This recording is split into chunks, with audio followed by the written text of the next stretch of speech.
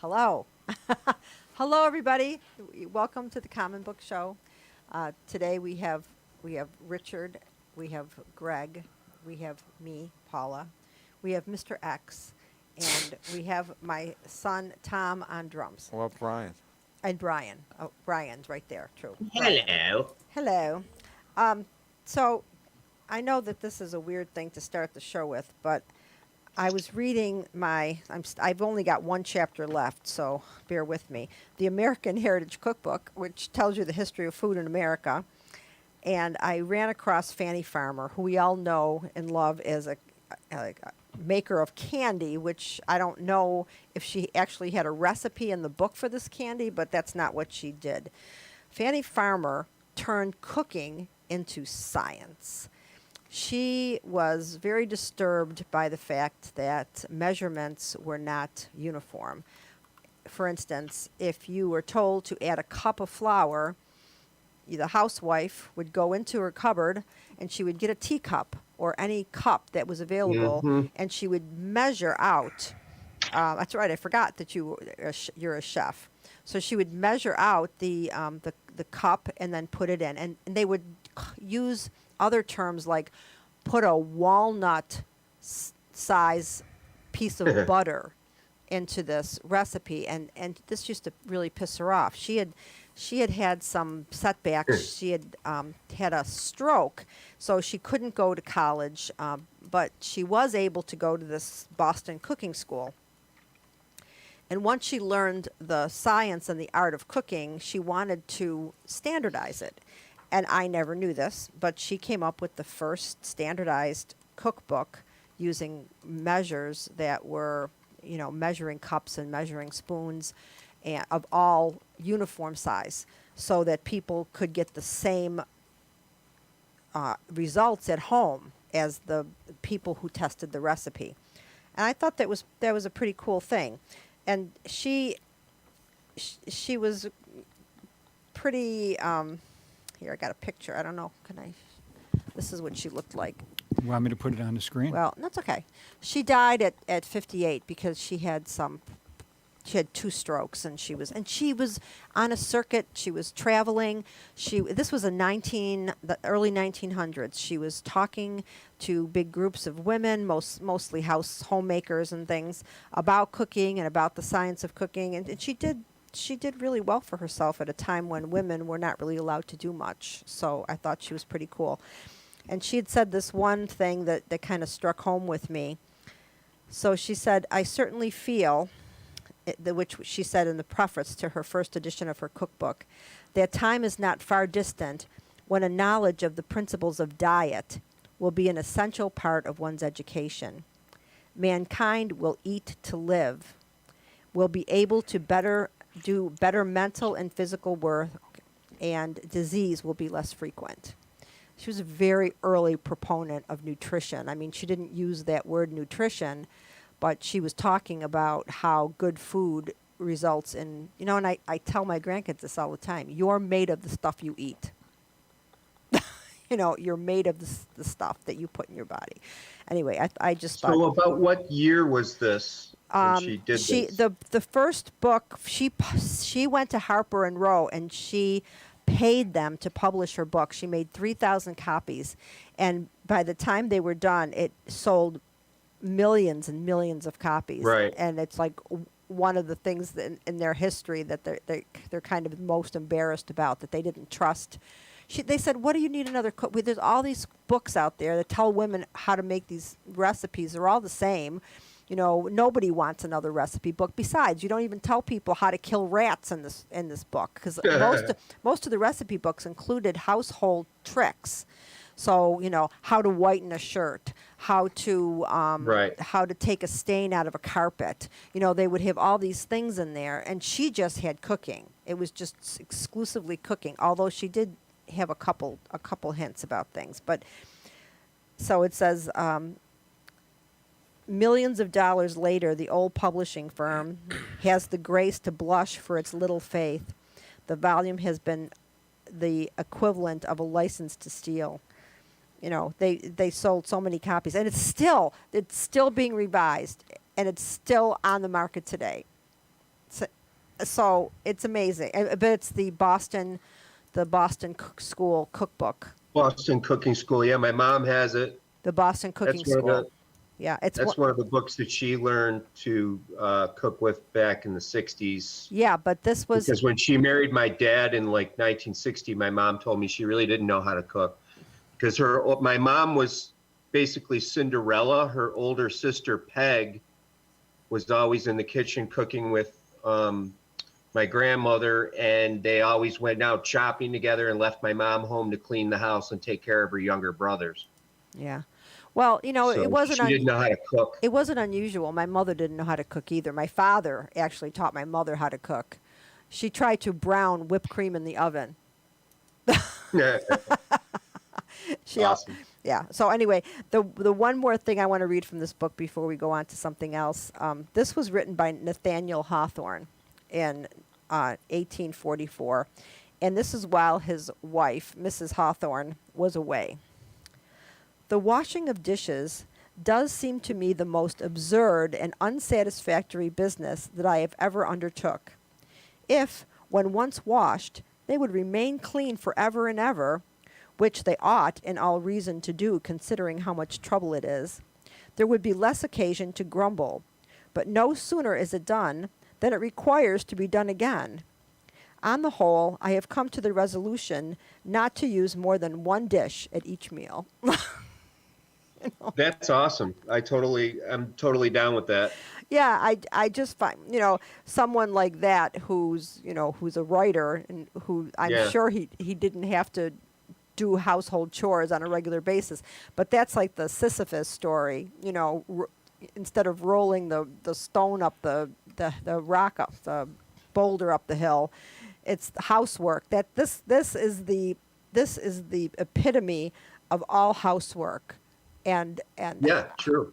things like that have to be done. You can't just do them once. You have to keep doing them over and over and over ad infinitum. Did I say Endless. that right? Yeah. Anyway, okay. Ad infinitum. Yeah. Yeah, I am absolutely done with my cookbook now. I've only got one more chapter to go, so I may be on to more erudite. Are you cooking erudite. recipes? Erudite. Yeah. I do have some recipes marked here. You see, I have little pieces of Okay. paper here. Actually, I can't see you guys at all. It says that I'm blocked from. It says host disabled attendee screen sharing. Really, Yeah. Tom? How dare you? Can you see me? Yeah. I feel bad for you if you can, but can Yeah. you We see can me? see you. We can see you. Okay. Yeah. So yeah, I've got some things marked. I don't know if I'll actually make them or not. It's a Oh, I can see you now. Thank yeah. you. So I Thank you, Thomas. I like cookbooks, but now I want to get a copy of the 1906 Fanny Farmer cookbook. This is my problem. I need to look at it now, and I need to see it. I need to have it in my hands. Did you say 1906? Yeah. Oh, okay. Wow, that early. Yeah, that early. And she actually went to the publishing house in the late 1800s, and I don't know, maybe it was a little earlier Cool. than that. But I don't know. For some reason, the year 1906 is sticking in my head. But this book, because it's written in the 60s, it takes for granted that you have more language skills than books now right. do. There's words in here that I swear I know a lot of words, but there are words in this book that I had to look up and write, and I wrote them down, but I forgot to bring my little notebook where I wrote them. I'll bring those next week.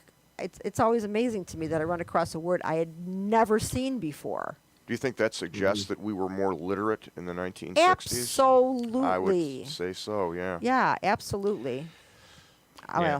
Well, Paula told me that it was common in the 1950s to have a thing where they called cocktail parties. cocktail parties, yeah. The goal of which was to go to a party and discuss the literature of the day. Well, the story, because there were stories in magazines and very popular periocicals. They Playboy. Had that, well, even. Yeah, no, really. no, they did. Yeah. but they did. had the Atlant. I'm not being I don't know facetious. which magazines they were, but every magazine had a story by a famous author, and everybody was reading the same story, so they'd get together and they would discuss these things over drinks, and people, if you didn't read it, it was like, I mean, I guess you were thought of as not with it or something. You weren't in with the in crowd because you didn't read that story because it was in the current copy of whatever magazine. So yeah,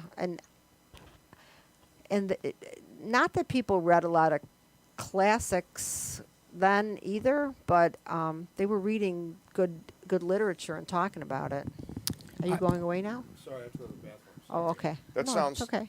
It's reminiscent of the, and maybe I wonder if it couldn't, there's always a precedent, but it sounds like the soirees that they used to have in France when the Enlightenment was peaking, and you would go to a patron's or a patroness's home, very wealthy, and everyone would discuss Voltaire and Montesquieu and Condorcet and, equality. And these parties were even popular with the nobility, Yeah. and it had an influence on all the classes of society in France. So I wonder if the modern version of that started in France and Well, was passed on to us. I don't know, because as I'm reading this book, there was something else that I found interesting. In all the books on etiquette, it told one of the things that it would talk about was what you should talk about at the dinner table. This is in the 1800s, like the mid 1800s. It was considered bad manners to talk about anything except trivialities. You weren't supposed to talk about anything that would arouse the passions, because then that would make it difficult to digest your food. So these people were sitting around, and people from Europe though would come to these. You go to one of these dinner parties in the United States that the Vanderbilts would have or whatever, and they would write about them saying that they were the most horrifyingly boring events, and like these dinners were 3 hours long. They were elaborate. They had so much food. It was, and they used to have poultry and fish for breakfast, like all these heavy meals all the time. And I don't know how they managed not to be. Oh, I do know. There was no added sugar because everything was made from scratch. That's how they managed not to be obese. Mr. X and I are revitalizing the cocktail party tradition, bringing it up to 2023. What kind of cocktails will you be serving, Richard? I'm sorry. We are each watching a movie, Mm-hmm. coming together, discussing it, writing a letter based on our discussion, making a copy of the movie, and sending it to a friend saying, here is things that we thought about when we watched this movie. Would you like to watch the movie and participate? Oh, I like this. I like that idea. That's. Are you taking, Mr. X? Are you taking notes when you watch the movie? No, I just think about it, and Richard and I think, have a great rapport, and we watched a few little clips, right, to refresh our memory, and then Yeah. we would just ask questions, and what do you think about that? I wondered about that too, and then we would arrive at maybe something neither of us had thought of before, So it was fun. Well. For a brief moment, I had been contacted by somebody on LinkedIn about becoming doing some writing, and I was very excited about this. Right, I was going to get paid, but it turned out later on that it was writing people's scholarly term paper type things, and I was very. It goes against my ethics to do Absolutely. that, even though they were paying me. The problem is, it's not ethical. So, No. but the first thing I got to work on before I really knew what was happening was I had to watch a movie, and I had to write a synopsis of the movie and go through it, and I'm trying to remember. It was the movie about a guy in a truck. Duel. I You sent it to me. Oh, I sent you that. Yeah. So The Steven Spielberg thing where he's being chased by the I was fascinated by this, but I had to take notes because I have a very poor memory. By the time I'd finished watching the movie, it would be difficult for me to recollect all the parts of it that The little struck details, me. So yeah. so I wrote out the pieces as I went along, and I if I was going to discuss a movie with somebody, if it was like a plan, I would have to do that too because Well, while we're discussing it, we have a meal together. The movie is playing in silence with subtitles during our meal. And periodically someone will say, "Oh, look at that scene where he puts food on the windowsill for the bird. What does Yeah. that represent?" Yeah. And then we'd start thinking, wait a minute, maybe he wants the bird to eat nutritious food, unlike himself. sometimes a train is just a train. you know, but yeah, I like that idea because then because you're watching it in tandem, and this way you're getting something different out of it. You know. There's a That's a movie. good idea. My friend Jackie said that this is a woman who has not owned a TV for 40 years. Okay. She goes to the North Park Theater occasionally to see movies. So she saw this movie, The Quiet Girl. And she says to me, "You should watch it, then we could discuss it." So I did watch it. And there's something very similar in that movie where the young girl, her mother's is pregnant, and the mother said, I can't have this kid and have our 10-year-old daughter around the house,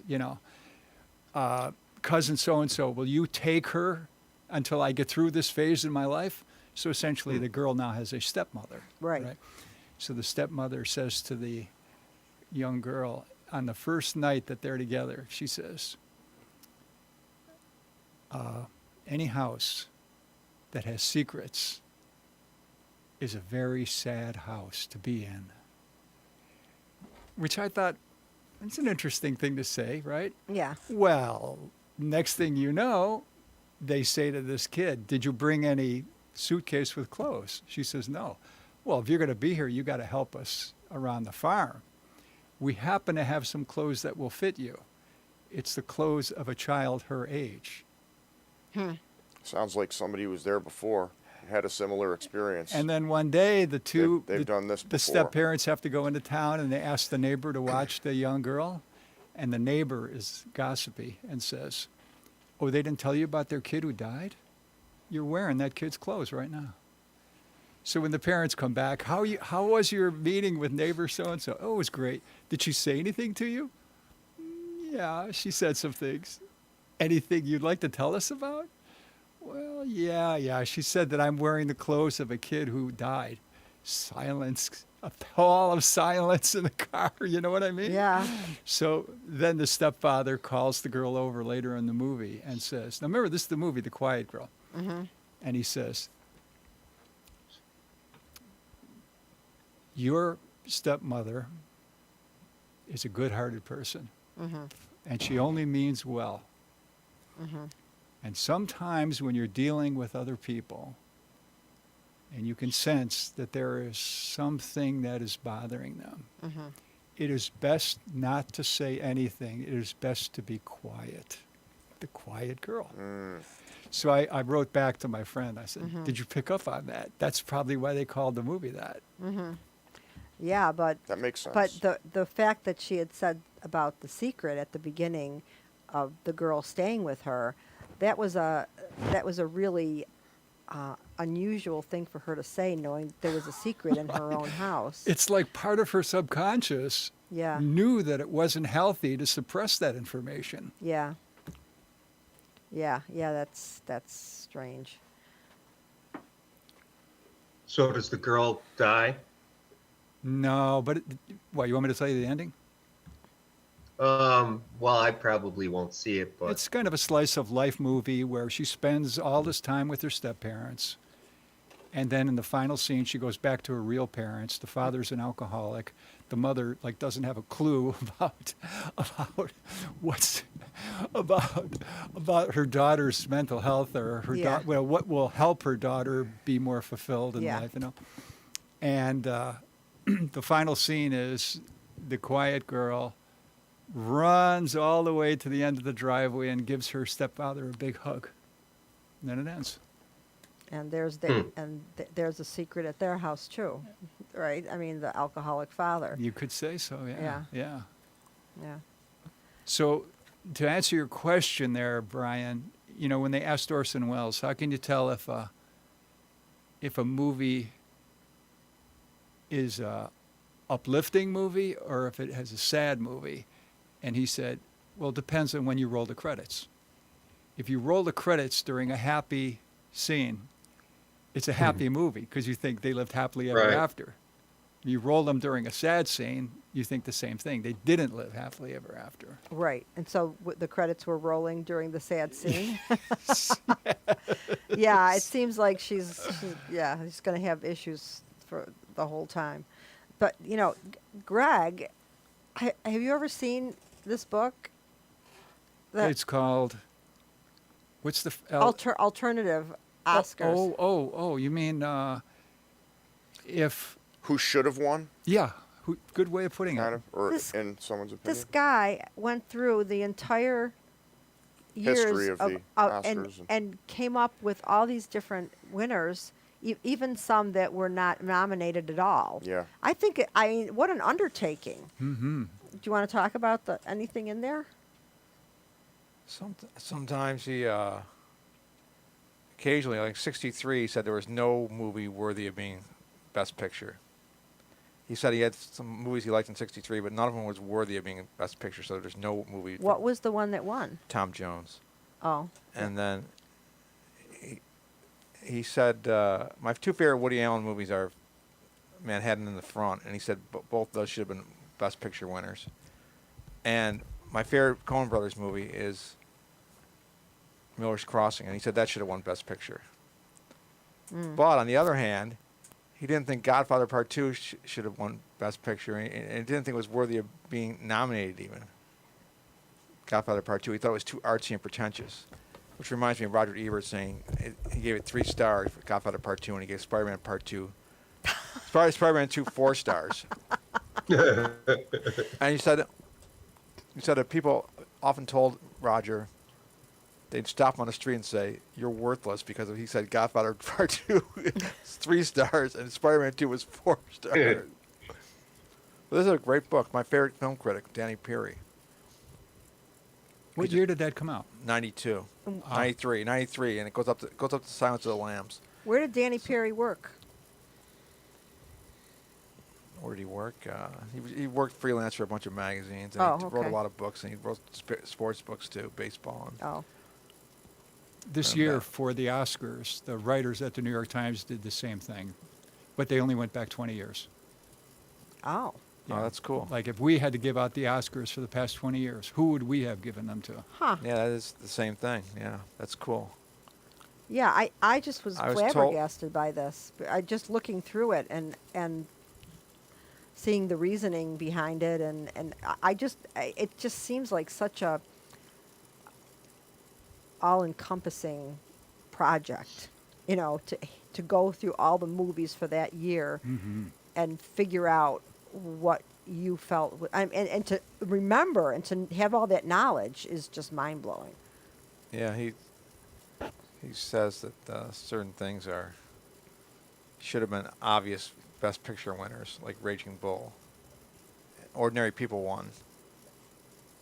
Ordinary People, and meanwhile he said he's not even into Raging Bull himself that much. He just doesn't really admire it. But he said that everyone in the next 10, 15, 20 years were saying, "Raging Bull, what a masterpiece! What a masterpiece!" And no one says that Ordinary People's. Hardly anyone says that Ordinary People's a masterpiece. He also gives the rationale for why he thinks some movies won, because they were, like, for instance, if a movie by a director won one year, it's because they didn't win a previous year or 2 years before Yeah. that for something that they should have won for, Mm-hmm. and they're making it up to them. And I mean, I these are things I would never think of. Yeah, that it's very political. would a lot never of it would never even occur to me that this was a thing. Yeah, he said that Julie Andrews didn't get it for Sound of Music because she won for Mary Poppins the year before, so they didn't want to give it 2 years in a row for musicals.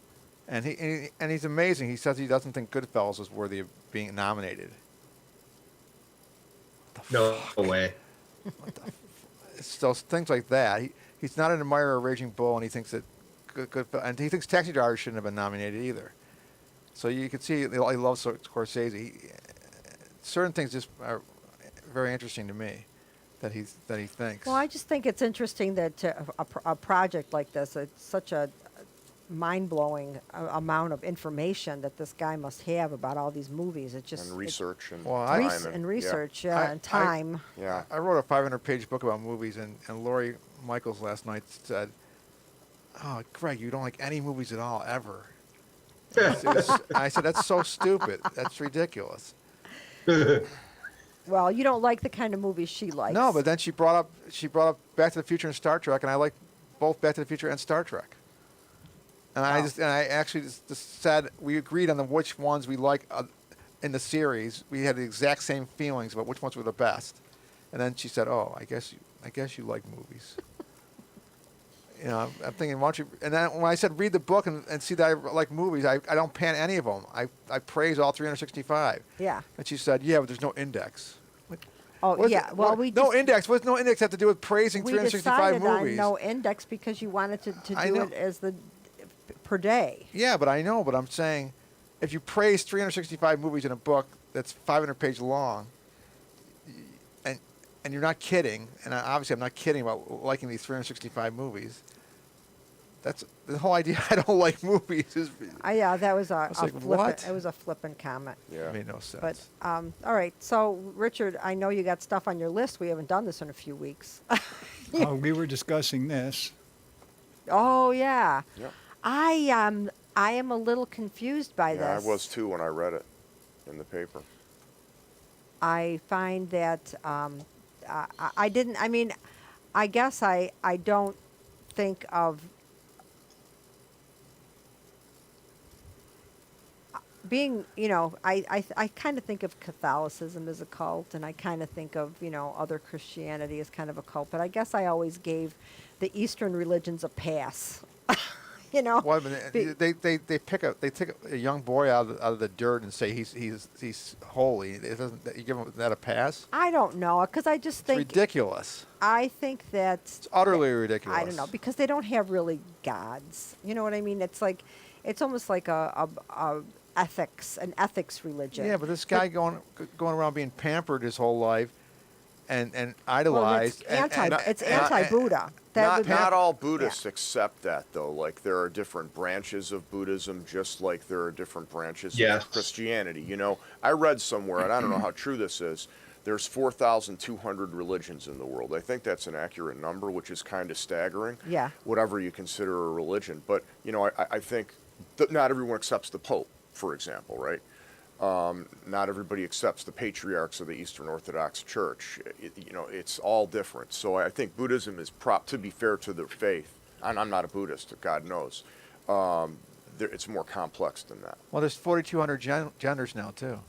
I, So that's amazing. It's the exact same I wasn't number. aware of that. You didn't know that? No. There's 4,200 genders in the world. Okay. And there's I 4,200 think religions. it's a little hyperbole. No, there's 4,200 of both of them. There's 8,400 religions and genders combined. Well, Wow. It's a lot. That's a lot. That's a And lot to I'm keep betting track by of. next year it's 8,500 combined.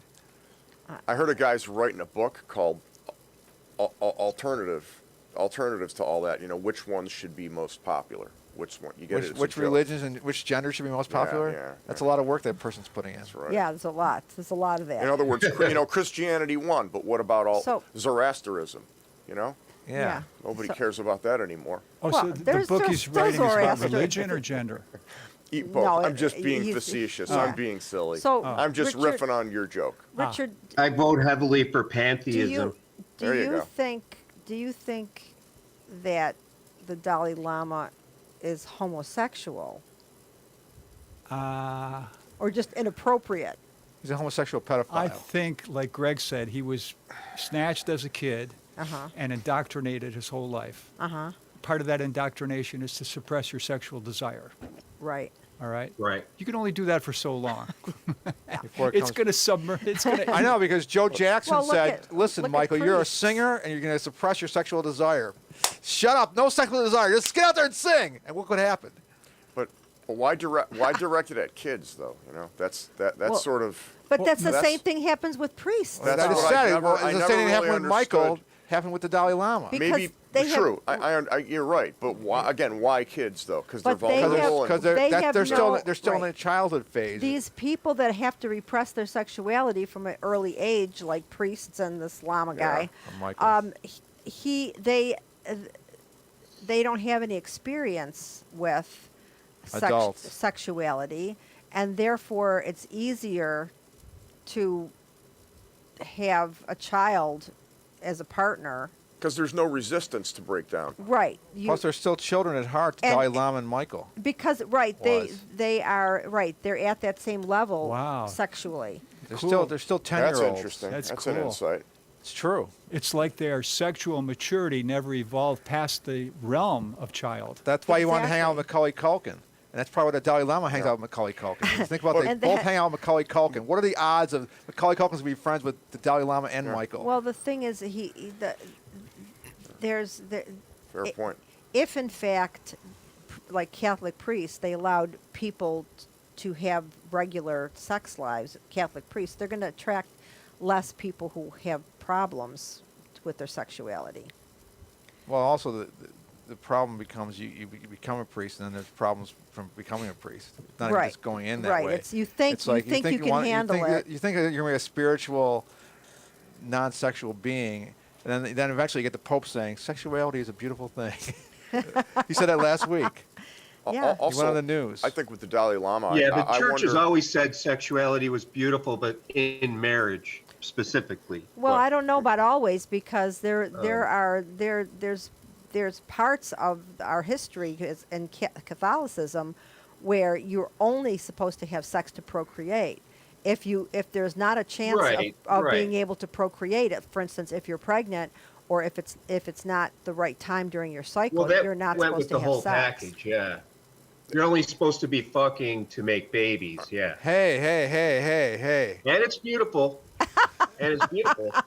I actually think I read somewhere that in ancient Jewish tradition, masturbation was considered even worse than Spilling of the adultery seed. because it's Yes. precious, and this is we have to procreate, Yeah. and that's Yeah. what we're here for. Particularly You're the Jews who are wasting your being seed. exterminated Yeah. by everybody, right? Yeah, spilling the seed in the Old Testament is always But a sin. What I was I gonna guess s- they didn't know there were 400 million sperm in one ejaculation. Well, yeah, what I was gonna 4,200. what I was going to say, what I was going to say about the Dalai Lama 4,200, sorry. Thanks, Yeah. is Greg. his You're welcome. his judgment. I mean, it seems to me possibly senility also, because even if you're repressed sexually and this starts to come out, why would you do it in such a public, public. way? It's on Where video?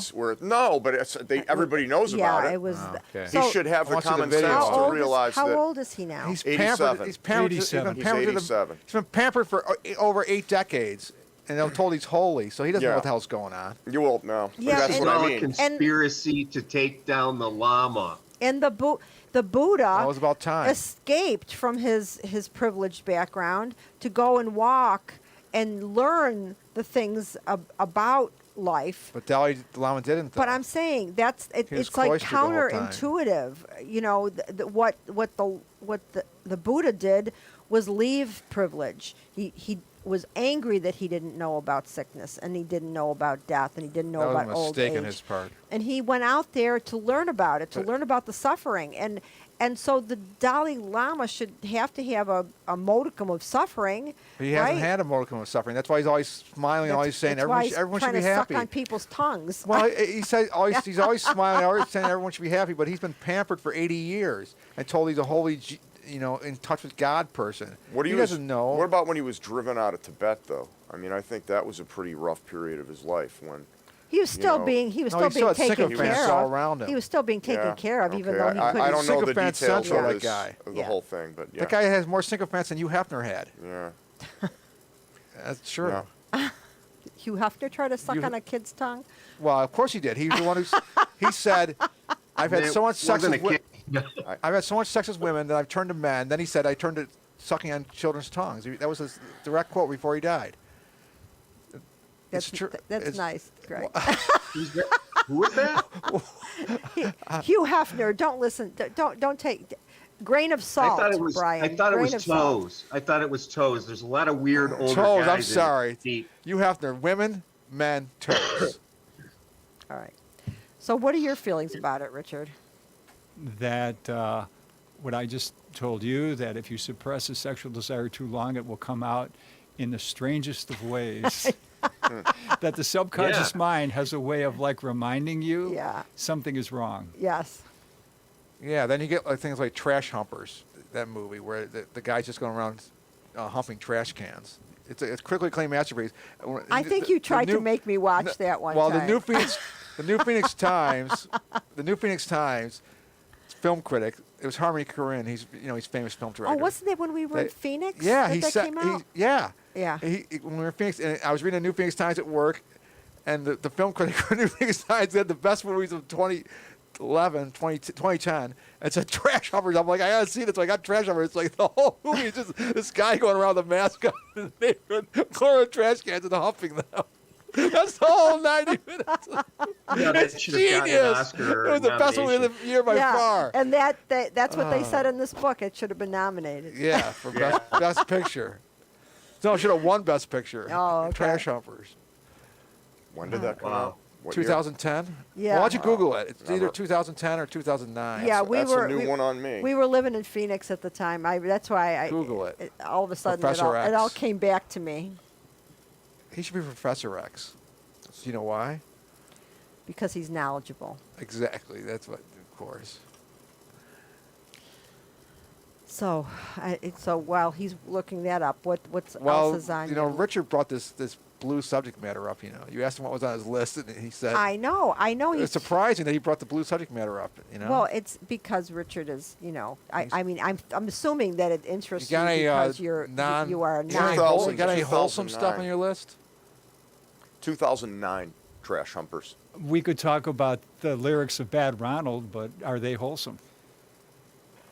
What lyrics are? Of course, my lyrics are very wholesome. They're all about Bless you. loving people and loving I put yourself. on my hat and coat. I went outside. Something about killing. I put on my hat and coat and gloves and walked down the street and tried to find a will to live with the world rather than think to kill. It's a wholesome lyric. I'm trying to. He's trying to take I'm his trying to find a energy will. and, Find a will. use it in a good way to instead not of kill. Yeah. for good instead of evil. I don't say kill. I say to The think urge not to- to kill. You know. I think my lyrics are pretty wholesome. We got Let's Get Platonic, where you just have a nice friendship and it's it's a friendship thing. Yeah, they're full of angst, Richard. And You were I have to just- correct. You were correct in your assessment. They are full of angst and My pain. mind's in torment, so is my body. That's angsty to you. Oh yeah. So my Sounds like- mind is in torment, and so is my body. I know. Is that angst? I don't think that's angst. I That's know, just I- But expression of- what I loved about that video, I could hear all the lyrics. Yeah. Greg writes songs based on his life experiences. That's You know, right. They all Yeah. live in a plastic showroom, Yeah. Yeah. and you can see the pain that he has experienced throughout his life That because it comes out in his art. When the first time I saw him perform, I could not believe the depth of his pain. It just blew my mind because I didn't know him like that until I saw him perform. And I guess live in some situations you can understand the lyrics because it depends. That was a very muddy mix at Mohawk Place, but Tom did an amazing job of miking everything individually. It just blew my mind. It was the clearest I've ever heard the band. I have a friend who's thinking on writing a novel. I think he should write about the pain that he's experienced throughout his life. Is what he say? But use it to novelize it or write Maybe about it. have a character going through that same pain. Yeah. What he say? Did I ask you about this person who's thinking on writing a novel? Yeah, I think I know who you mean. What did that person say when we asked them about should you write about your pain, maybe in the form of a third person or? I don't remember Oh. what you said precisely.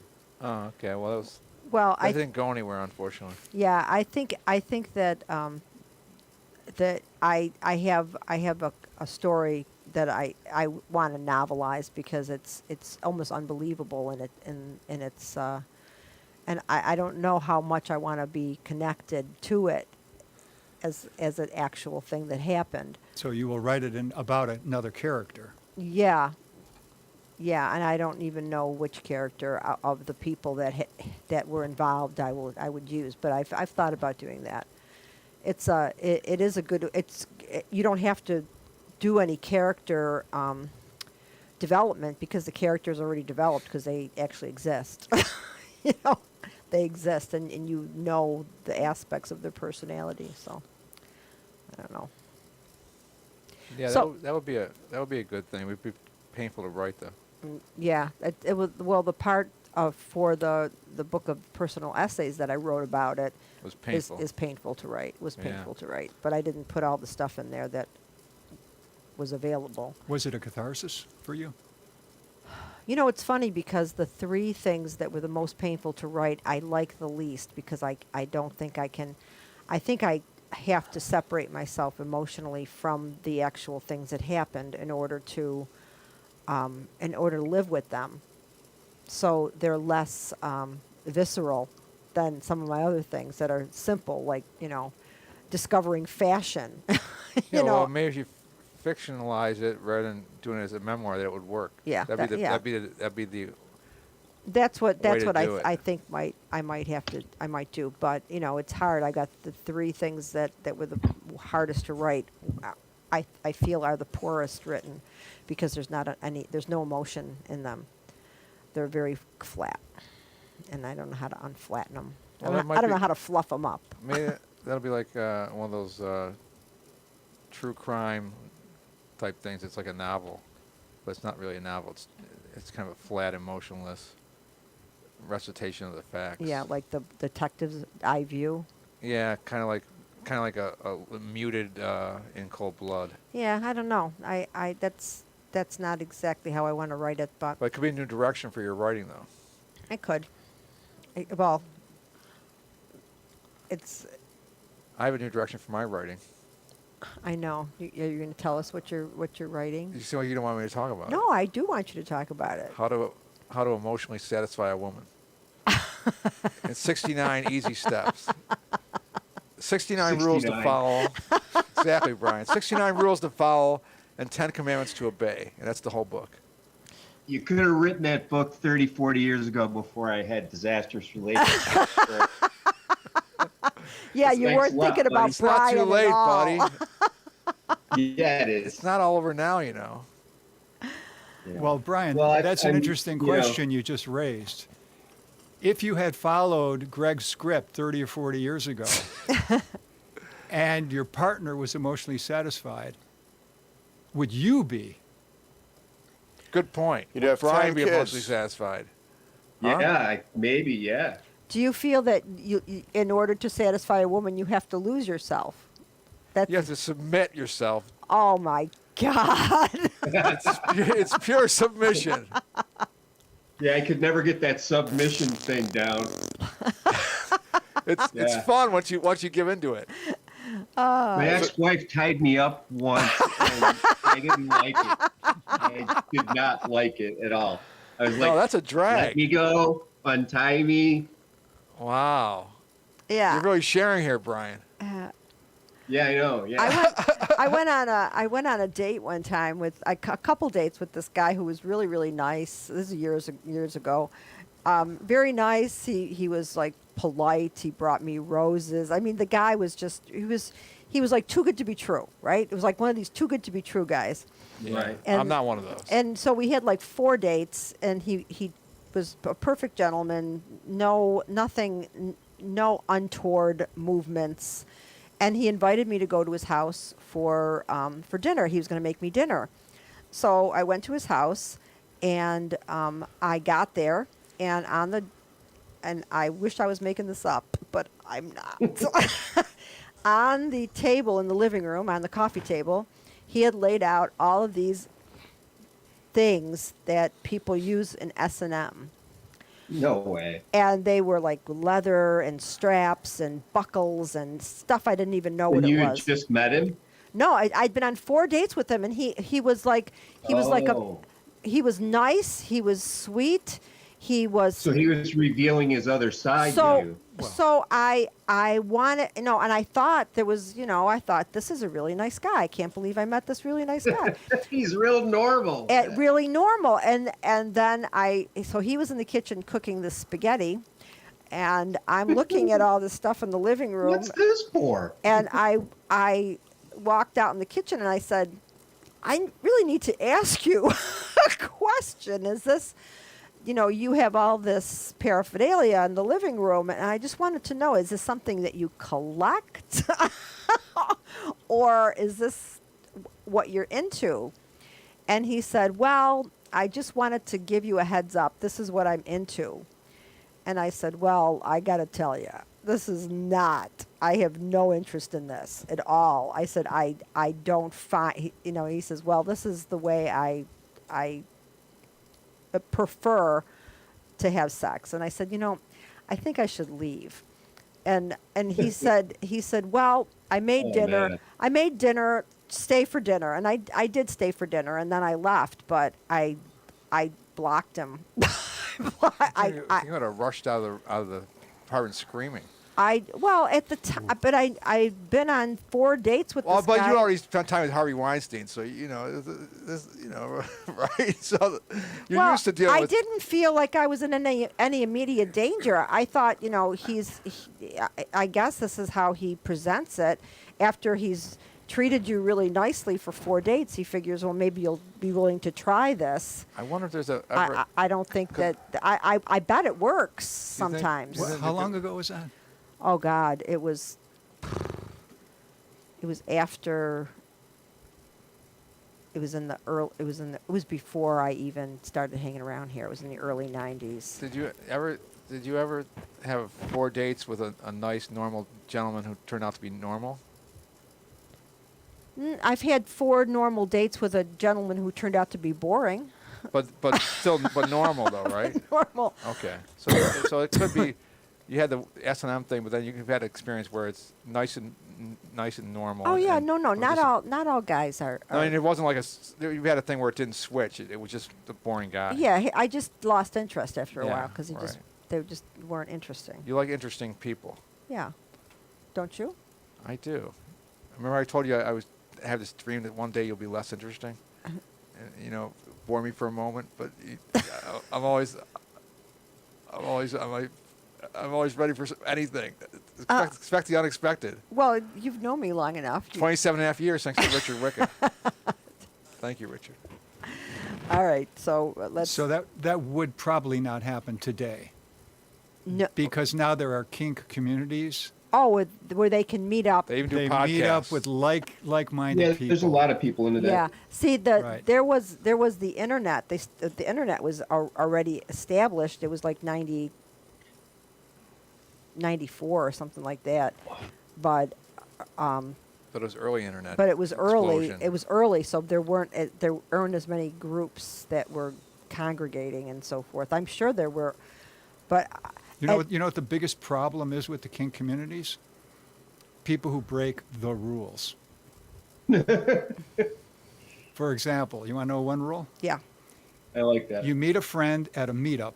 yeah, You find you have something in common, right? mm-hmm. If you see that person shopping at a shopping mall, you are to pretend you do not know who they are. Oh, yeah, If you say, Right. "Oh, hello, how are you?" you've broken a rule. yeah. How then they have to answer the question, how do you know that person? Exactly. Right. Yeah, So yeah. they have Kinks these Anonymous, they have Alcoholics these Anonymous. they have these unusual rules that you have to follow, and if you don't, then the group will maybe kick you out or something Ostracized, like yeah. that. Yeah. It's like Dogma 95 What is that? How is that like that? because they had all the rules. So you can't have Artificial you lighting. can't have artificial lighting. You can't have. Filmmakers. Oh, okay. Yeah, it's similar. Yeah, I didn't know what that was. That's why. It's that Lars von Trier maniac. Oh, You know who I'm talking about? yeah. The one with remember the T-shirt that Renee had? It had the Van Halen logo, but it was Lars von Trier instead. Yeah, I think I've seen something, Yeah. but I don't know what. I don't remember because I don't. So, all right. So the only way, Brian, what are you reading, Brian? I am reading a book I just picked up at the illustrious Kenmore Library 4 or 5 days ago, called the Skripal Files. You picked it up at the library where Greg works? Yes. Did you see each other? I didn't see him. No, I that's saw him why. there the time before that, Okay.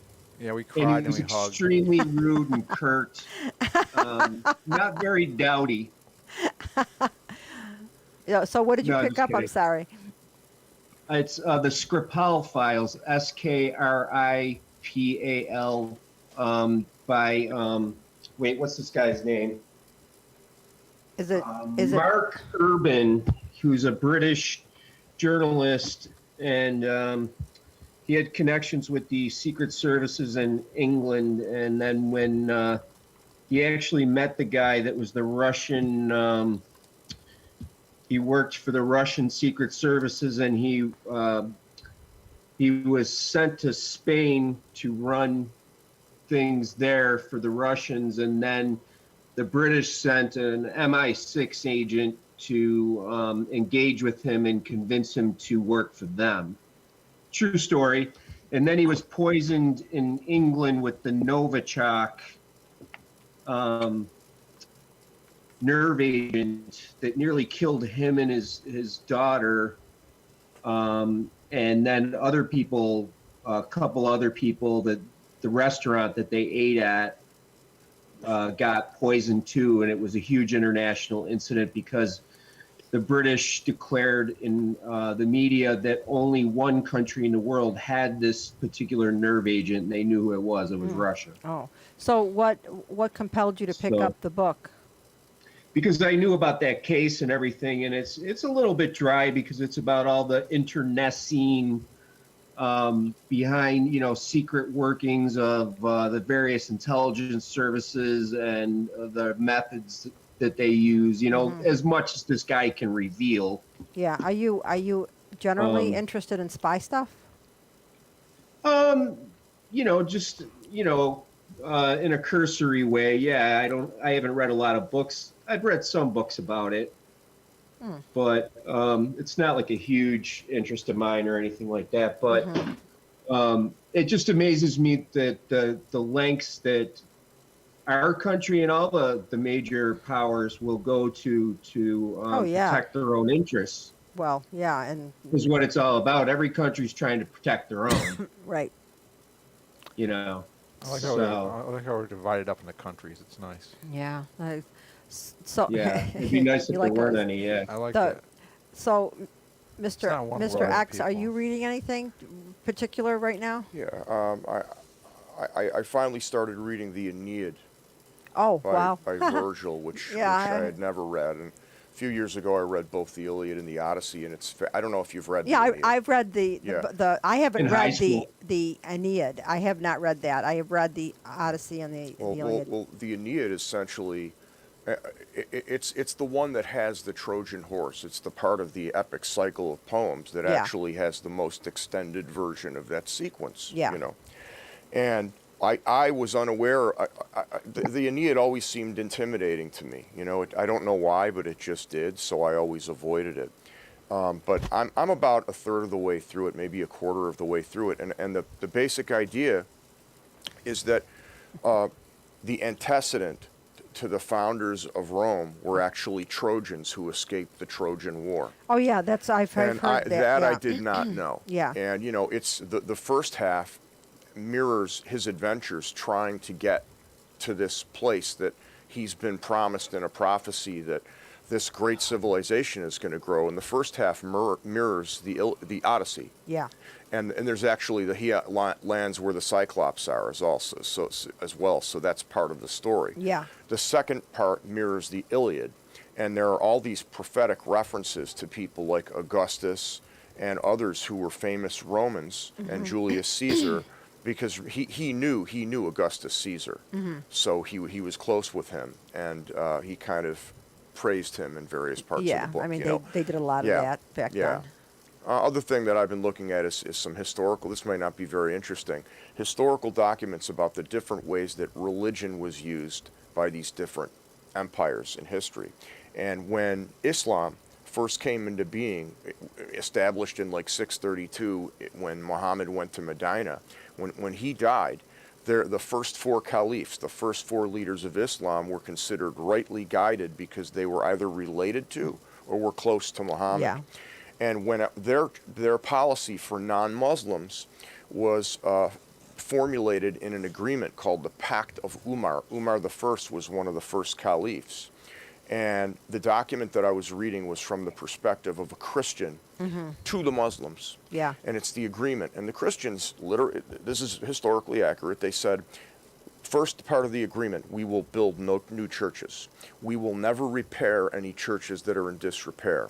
If any Muslim knocks on our door, and by the way, I'm not anti-Muslim at all, I just find this fascinating. If any Muslim knocks on our door, we must let them in and feed them. If any Muslim wants to come into our church, we welcome them. If we bury our dead, we may not pray loudly, we must whisper, so it is not heard to offend practitioners of Islam. We may never wear any crucifixes or religious regalia in public, where Muslims will, this will be in their offense, you know, Yeah. in their sight. And it ends, it says, we will do all of these things if you protect us. So in other words, if you don't, all bets are off. Right. And I read another document in contrast. When the Mongols conquered China, they had a very different policy. Their policy was, because they had this thing in China called the Mandate of Heaven, and the only way people would follow you is if they believed you were good in the eyes of the gods. And the way they did this is they accepted Chinese culture. They accepted Confucianism. They accepted Buddhism. They accepted, interestingly, Islam and Christianity, which had by that time, by the 13th century, because of the Silk Roads and Right. some early ocean voyages, had arrived in China. But there was one religion that they persecuted, and it was Taoism, because the Buddhists and the Taoists didn't get along, and the Taoists were looked down upon, and Huh. you know. So, but I thought it was really interesting how they promoted other religions, Right. and And they said it's great for there's diversity. Do you know what Whereas- you would? I'm sorry. Yeah, no, that's okay. What That's the point. You know what you would really enjoy, and I've been listening to these podcasts.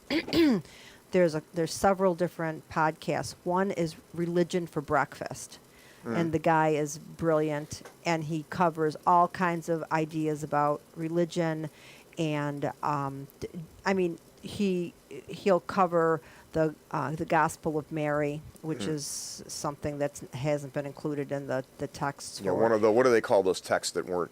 The apocryphal Yeah. Thank you. books. Yeah, thank you. So he cut, or I he'll, went to a Catholic seminary, Yeah. so or he'll cover things about Taoism, or he just does meticulous research, and he'll Wow. bring all this information together, and he's amazing. And Wow. so What's that's his name? Well, it's called Religion for Breakfast. Oh, that's okay. Okay. And then I see. the other I heard one that. is Esoterica, which is somewhat more into the mysticism part Yeah. of the religious ideas. And then the other one, and I can't remember what the other one was, but there's 3 different podcasts, and I really do enjoy. Well, Religion for Breakfast I like more than the other, but Okay. it's gonna- it's just amazing the subjects that they come up with. I'll make a note of that so I can check it out. So let me Thank you see. for that, Paula. Yeah, I really if you're interested in this kind of stuff, Oh, yeah. Religion for Breakfast is Okay. and Esoterica. They're both All right. guys are brilliant. But Paula, according to the old, the dinner conversations, you're never, or breakfast too. You're not supposed to discuss Oh, anything it's serious over. like that. know? James, I'm sorry we missed you wherever you are. He should still be with us. There James, he is. James. Hello, James. Hello, James. I'll stay on Hello. even though we're turning off. I'll stay on. This with James, the thing you and I were. Did you show it to him yet? Did you or- see this thing I sent you, James? The women are taking over. Oh, stop it. They're taking over. What did you think of it, Mr. Walker? Does it support your arguments? Depends on which arguments